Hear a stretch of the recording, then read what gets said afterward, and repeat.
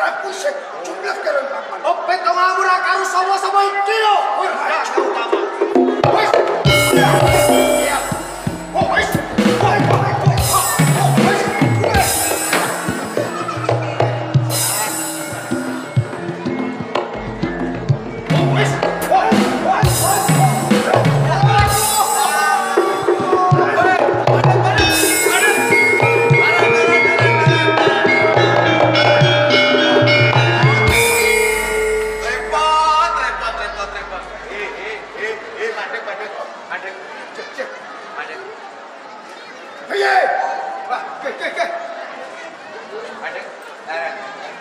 Apa to gunane padha madudul nganti dumadi perang? Perang kuwi katulih kanggo aksara wae, unine tetep perang, intuk-intukane bakal kapitunan. Kowe iki mau kesandung kaya pimangan iki. Lho aku ora kesandung iki waras miris. Ngerti perang adat ora wari nang barat maju. Wis coba cocok. Lho kok lagi tekon iki? Iya, aku ngerti. Yen to perang adat antarané Morawari lan Medang Kauripan, pancen kuwi wis dumadi wiwit mundhut nganti temeka jaman biyen-biyene pancen ana perang adat. Yen kowe manungkul, pasahke bandara panungkul. Gonku merpeki sliramu padha Bondowolopati.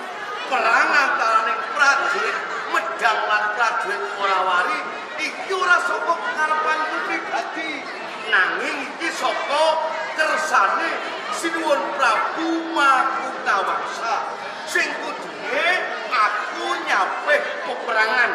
Sik, Daraj. Kowe apa dawuh? Sesembamu nyapih perang adat.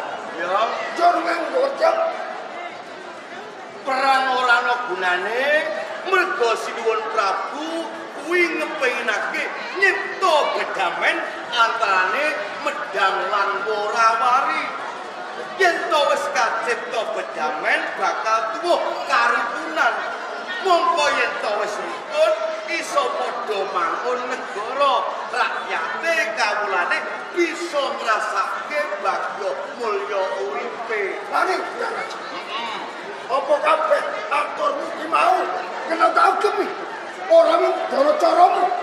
Iki pancen perang kuwi mawa paweka dita cara sing kudu ditindakake supaya entuk kamenangan. Iya. Nanging iki kersane Sinuwun Prabu Makutawangsa perang kudu disape. Kaya ngono. Malah aku kedawan supaya salah sawiji prabote negara saka Kadipaten Morawari dikersake ngadhep ana ngersane Sang Prabu Makutawangsa. Mbok apa wigatine aku ora ngerti. Kaya ngono. Iya, Prabu negara ora ing Kadipaten Morawari.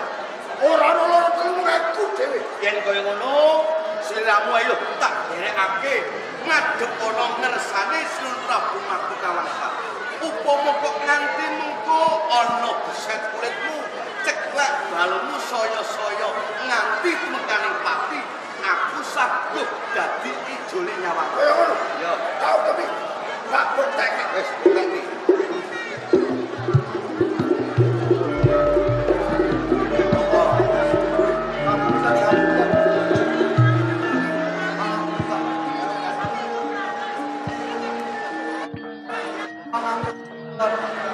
Kowe iki yen mandi-mandi yo. Aja ngahini. Kowe iki tak konyol-konyolke nang ngersane Sinuwun Prabu Makutawangsa. Pamriye? Aku duwe ketudangan. Besok Sekar Kedaton ana ing Medang Kauripan. Mahendra Gata. Kuwi bakal tak jodoh lan kowe. Kowe bisa nempel kapten. Oh, saiki kowe mantuk lawan Kumromo. Kok apa sing dijawabke karo Prabu Makutawangsa? Kowe kudu nderek. Wis tak akan jawab. Iki nderek.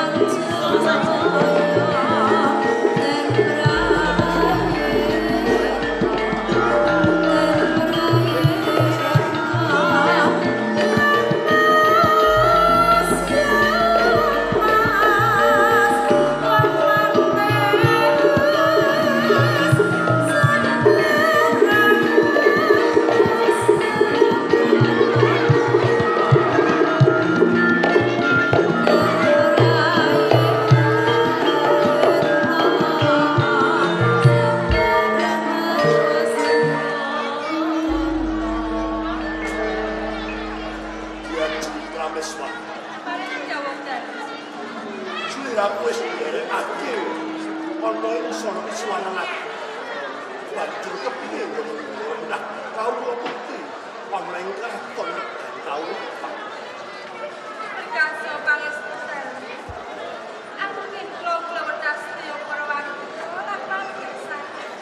Ing mriku boten wonten ingkang sipat. Namun kenau sebah itu kan. Ya diajeng usum tampa gawe sekolah aja gawe usum. Wong limpang sing Sanete pamuji bos. sawetara aku Pangestaken dalu. dumateng handika kakang ngarep ana watu. Sabda tinimbalan sinuwun Prabu Maktawa. Perang adat ing antawisipun prajurit pedang kauripan dalah Kadipaten Worawari sampun ingsun paring nyuwun wontenipun perang adat sampun ngantos ngatosaken tambahan patur lajeng kula madya miwah pasuna Dawuh dalem sampun kula estakaken. Malah kepara perang sampun saged sirep. Dawuh dalem ingkang parakedah wonten salah satunggaling utusan saking Worawari ingkang ngajeng kersa dalem menika Pepatih Mahabandu kinarya badal wakil Adipati Worawari Mahadewa ingkang ngajeng wonten nesa dalem. menawi apa kados ngaten kula aturipun anak tengah Pangestu dawuh bisa kali nggih dening saya pepatih kawin Kadipaten Worawari terus kula pun pepatih wonten Kadipaten Worawari Mahabandu dadekake menika ingsun nyuwak praladan antaraning prajurit Worawari dalah pedang kauripan. Tenane pancen ana kawigaten ingkang bakal ingsun paringake dawuh parang jengsi. Lajeng kawigatosan ingkang kados pundi ingsun ingake bedamel ing antaraning Kadipaten Worawari dalah Kraton Medang Kauripan. Sararan ora liya ingsun bakal mundhut mlebu putra ana ing Kadipaten Worawari Raden Ayu Mahadewi ingsun jodhongake kelawan putrane ingsun Pangeran Darmawangsa Gusti Putri Mahadewi.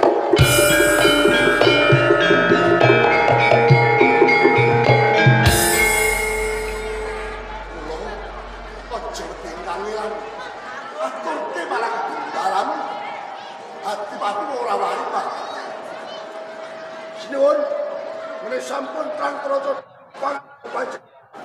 badhe kula aturaken dhateng sesembahan Kanjeng Adipati Mahadewi kepareng nyuwun tambahin panges salam taklim buahe katur.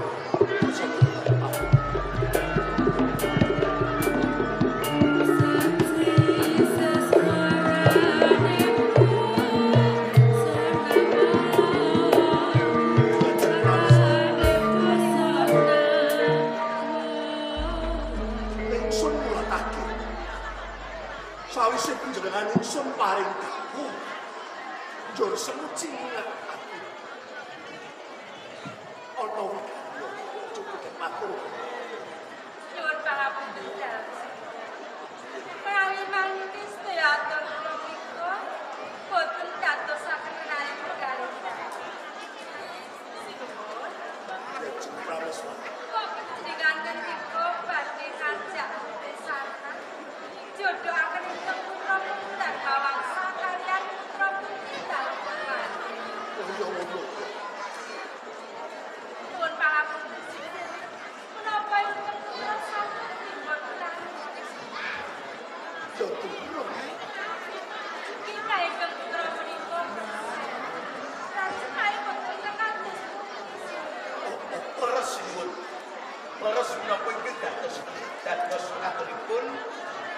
Darma Prameswari Janaka.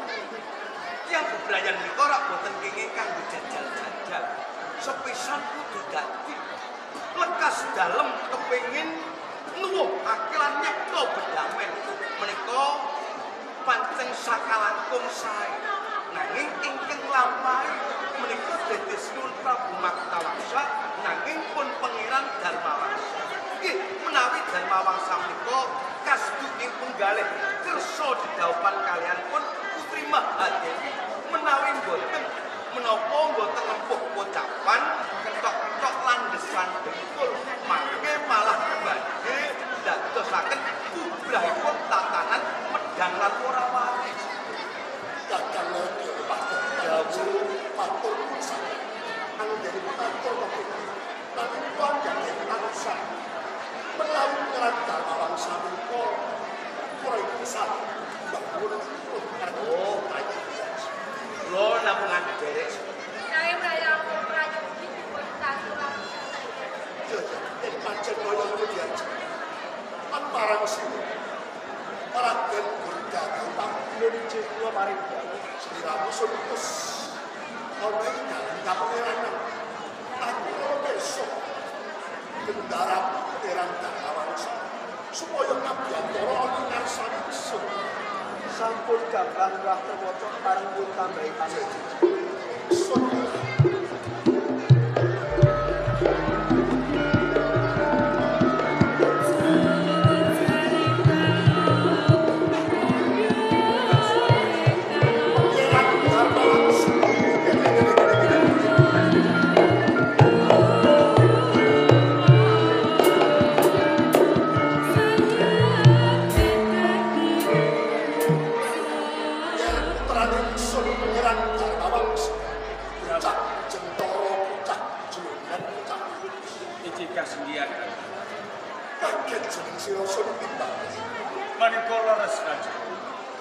Sekawit kula menika ngestaken dawuh panjenengan inggih supados kula gladhen olah welaraga wonten dalem kasatriyan.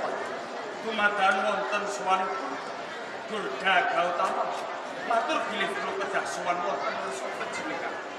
Menapa ingkang putra gadhahi kalepatan kajeng. oleh putrane ingsun Pangeran Darmawangsa Pijikan.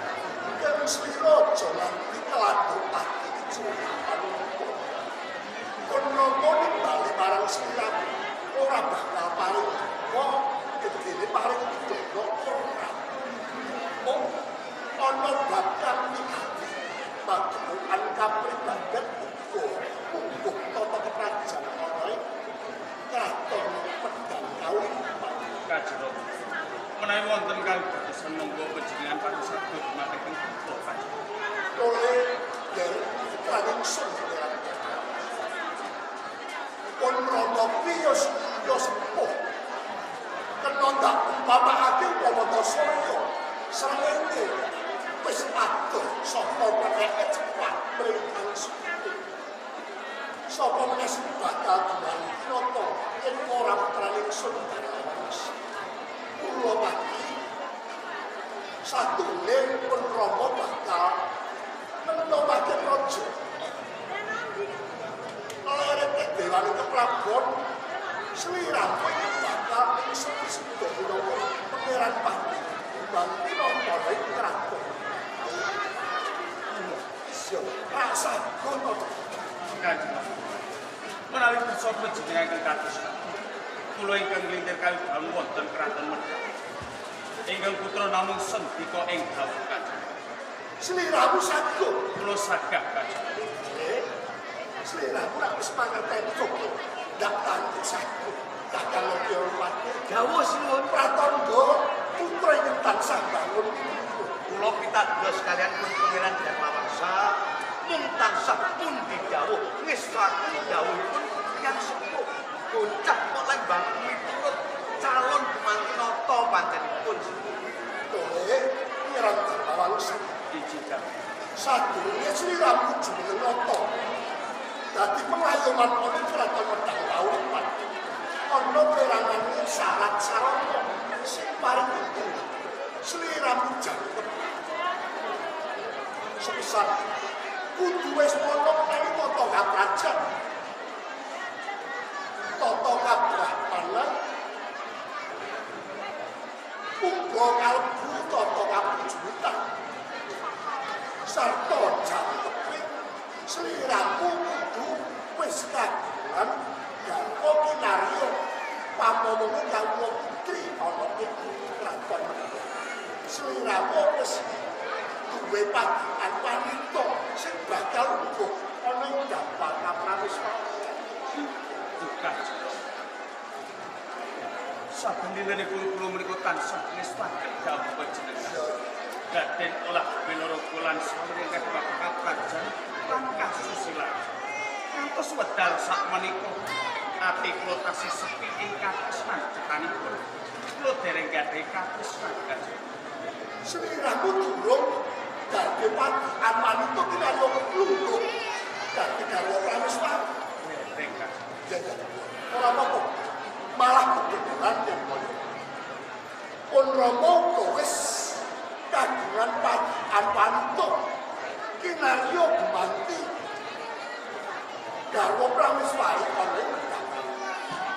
Sampun wonten wanita kanjeng. Lajeng sinten wanita para wawon? Wanita sing dadi pilihane Rama ki ora liya Putri Mahadewi saka Kadipaten Morawali. Mahadewi.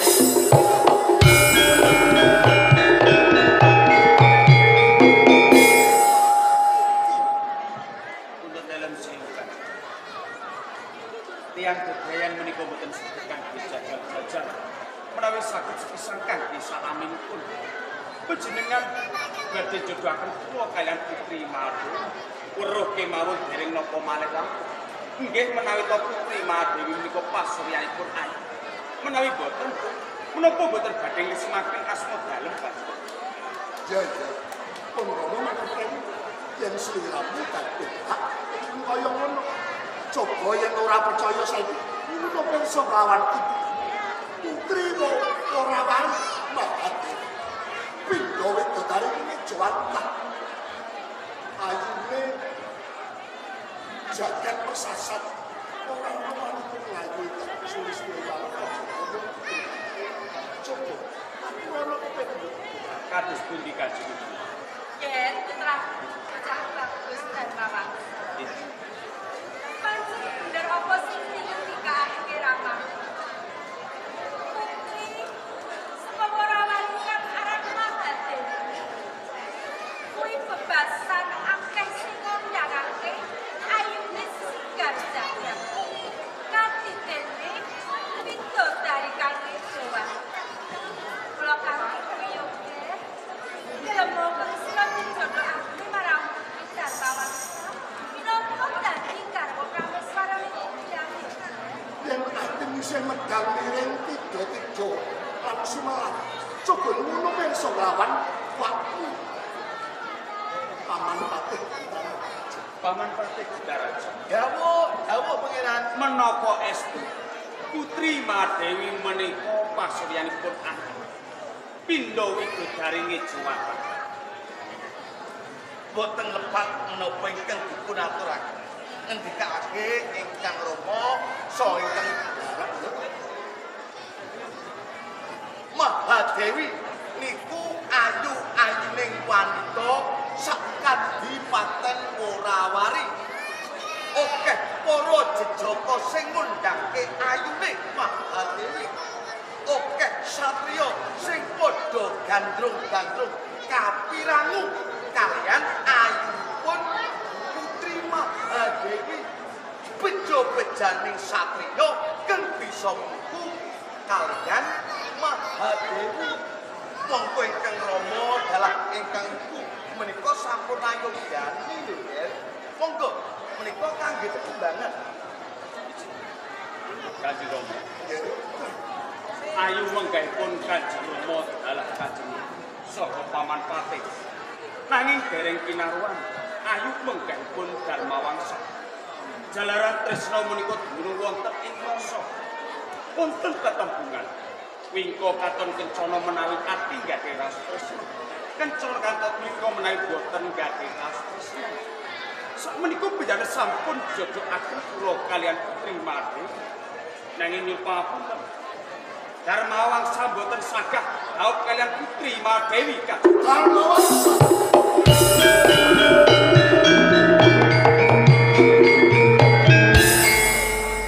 Wiwit kapan kowe wani mancai dawuh pangandikan ratu? Ana ing medal kawin. Sliramu ingsun jodohake lan Putri Madewi. Kanggo sarana tentrem bedhamen ora wari sarta ing kraton medal kawitan. Saya-saya cukup sawang. Okeh pangorbanan ana bocah yatim sing ditinggal mati bapakne merga lelabuh perang. Okeh warangga sing ditinggal mati bojone merga perang. Apa ora mesthi sliramu satriya tapa? Coba mengo ora ana tinane wong iki kepen jlomprong kawan putra. Ora gelem Sinasa kanthi pawatanipun kados kakang. Nanging kula boten tresna kaliyan Putri Madewi mila. Kula boten sagah daup kaliyan Putri Madewi Kanjeng. Ya.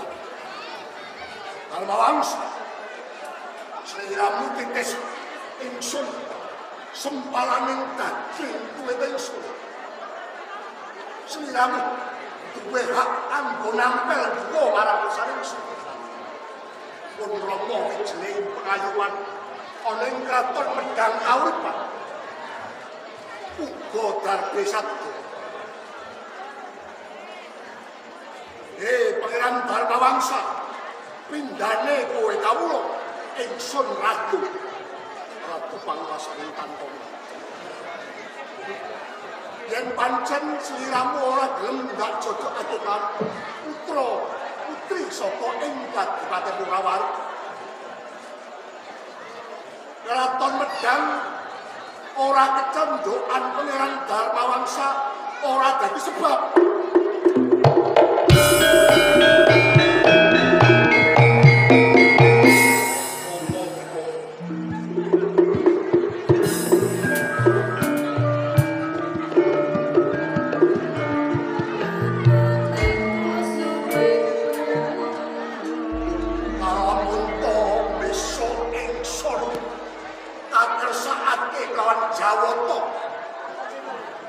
Ojo pisan-pisan sliramu sungkem nyangkut ingsun.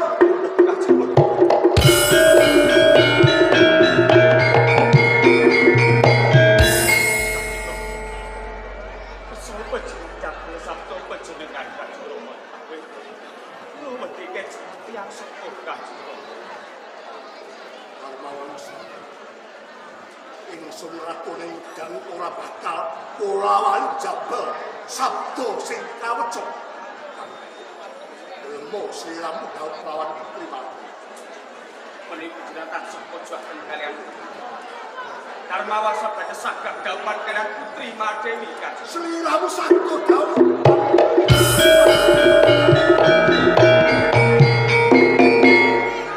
Nanging Kanjeng Rama, Nanging kepiye menawi eksa mangenipun wonten temanten sepasar kubah, ampun dipataken Darmawangsa. Pangeran Darmawangsa.